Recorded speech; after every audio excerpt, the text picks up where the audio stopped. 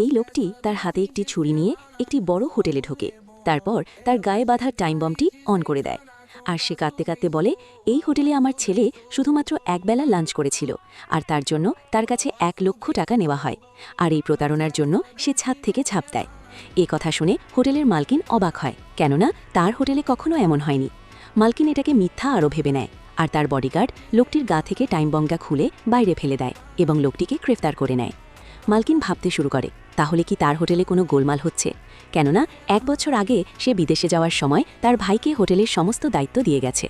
তারপর আসল সত্য জানার জন্য মালকিন তার হোটেলে একজন সাধারণ মানুষ হিসেবে যায় এবং কয়েকটি সাধারণ খাবার অর্ডার করে। খাবার শেষে বিল দেখে তাতে খাবারের দাম খুবই সামান্য এবং পরিষেবাও খুব ভালো। এটা দেখে মালকিন দুশ্চিন্তায় পড়ে, তাহলে কি লোকটি মিথ্যা বলছিল তার হোটেলের বদনাম করার জন্য?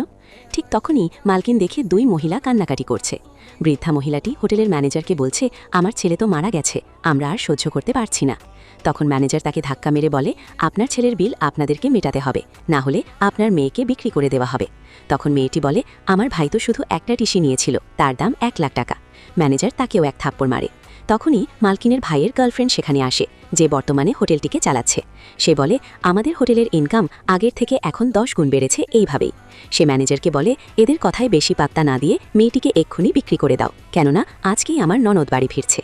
তাদের এরকম আচরণ দেখে মালকিন ভীষণ রেগে যায় এবং এসে ম্যানেজারকে এক খুশি দেয় আর বলে, তোমরা এইভাবে মানুষকে ঠকিয়ে এই হোটেলের দুর্নাম করতে পারো না। তখন মেয়েটি বলে, তুমি এর মাঝে ঢুকতে এসো না, না হলে তোমার অবস্থাও খারাপ হয়ে যাবে। মালকিন ওই মা মেয়ের কাছে যায় এবং তাদের কাছে বিলটি নেয়।